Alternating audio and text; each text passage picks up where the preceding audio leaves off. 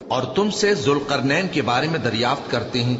کہہ دو کہ میں اس کا کسی قدر حال تمہیں پڑھ کر سناتا ہوں۔ ہم نے اس کو زمین میں بڑا اقتدار دیا تھا اور ہر طرح کا سامان اس کو عطا کیا تھا، تو اس نے ایک سفر کا سامان کیا، یہاں تک کہ جب سورج کے غروب ہونے کی جگہ پہنچا تو اسے ایسا پایا کہ ایک کیچڑ والے چشمے میں ڈوب رہا ہے، اور اس چشمے کے پاس ایک قوم دیکھی۔ ہم نے کہا ذوالقرنین، تم ان کو خواہ تکلیف دو خواہ ان کے بارے میں بھلائی اختیار کرو، دونوں باتوں کی تم کو قدرت ہے۔ ذوالقرنین نے کہا کہ جو کفر و بد کرداری سے ظلم کرے گا اسے ہم سزا دیں گے، پھر وہ اپنے پروردگار کی طرف لوٹایا جائے گا تو وہ بھی اسے بڑا عذاب دے گا، اور جو ایمان لائے گا اور عمل نیک کرے گا اس کے لیے بہت اچھا بدلہ ہے، اور ہم اپنے معاملے میں اس سے نرم بات کہیں گے۔ پھر اس نے ایک اور سامان سفر کیا، یہاں تک کہ سورج کے طلوع ہونے کے مقام پر پہنچا تو دیکھا کہ وہ ایسے لوگوں پر طلوع ہوتا ہے جن کے لیے ہم نے دھوپ سے بچاؤ کی کوئی اوٹ نہیں بنائی تھی۔ حقیقت یوں ہی تھی، اور جو کچھ اس کے پاس تھا ہم کو سب کی خبر تھی۔ پھر اس نے ایک اور سفر کا سامان کیا، یہاں تک کہ دو اونچے سیدھے پہاڑوں کے درمیان پہنچا تو دیکھا کہ ان کے اس طرف کچھ لوگ ہیں کہ بات کو سمجھ نہیں سکتے۔ ان لوگوں نے کہا کہ اے ذوالقرنین،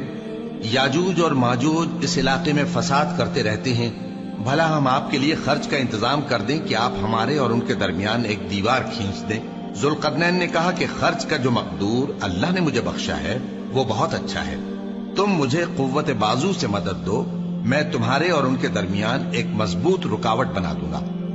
تم لوہے کے بڑے بڑے تختے میرے پاس لاؤ۔ چنانچہ کام جاری کر دیا گیا، یہاں تک کہ جب اس نے دونوں پہاڑوں کے درمیان کا حصہ برابر کر دیا اور کہا کہ اب اسے دھوکو، یہاں تک کہ جب اس کو دھونک دھونک کر آگ کر دیا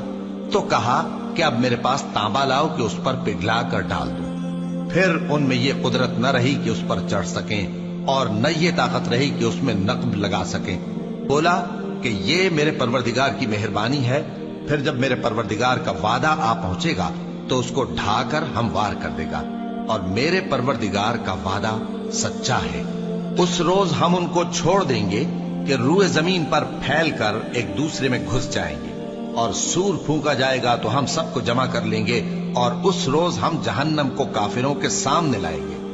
جن کی آنکھیں میری یاد سے پردے میں تھیں اور وہ سننے کی طاقت نہیں رکھتے تھے۔ اب کیا کافر یہ خیال کرتے ہیں کہ وہ میرے بندوں کو میرے سوا اپنا کارساز بنائیں گے تو میں خفا نہیں ہوں گا؟ ہم نے ایسے کافروں کے لیے جہنم کی مہمانی تیار کر رکھی ہے۔ کہہ دو کہ ہم تمہیں ایسے لوگ بتائیں جو اعمال کے لحاظ سے بڑے نقصان میں ہیں۔ یہ وہ لوگ ہیں جن کی دوڑ دھوپ دنیا کی زندگی میں برباد ہو گئی، اور وہ یہ سمجھے ہوئے ہیں کہ وہ اچھے کام کر رہے ہیں۔ یہ وہ لوگ ہیں جنہوں نے اپنے پروردگار کی آیتوں کو نہ مانا اور اس کے سامنے جانے سے انکار کیا، تو ان کے اعمال ضائع ہو گئے، سو ہم قیامت کے دن ان کے لیے کچھ بھی وزن قائم نہیں کریں گے۔ یہ ان کی سزا ہے، یعنی جہنم، اس لیے کہ انہوں نے کفر کیا اور ہماری آیتوں اور ہمارے پیغمبروں کی ہنسی اڑائی۔ جو لوگ ایمان لائے اور عمل نیک کیے ان کے لیے بہشت کے باغ بطور مہمانی ہوں گے، ہمیشہ ان میں رہیں گے اور وہاں سے مکان بدلنا نہ چاہیں گے۔ کہہ دو کہ اگر سمندر میرے پروردگار کی باتوں کے لکھنے کے لیے روشنائی ہو تو قبل اس کے کہ میرے پروردگار کی باتیں تمام ہوں سمندر ختم ہو جائے، اگرچہ ہم ویسا ہی اور اس کی مدد کو لائیں۔ کہہ دو کہ میں تمہاری طرح کا ایک بشر ہوں، البتہ میری طرف وہی آتی ہے کہ تمہارا معبود وہی ایک معبود ہے، تو جو شخص اپنے پروردگار سے ملنے کی امید رکھے چاہیے کہ عمل نیک کرے اور اپنے پروردگار کی عبادت میں کسی کو شریک نہ بنائے۔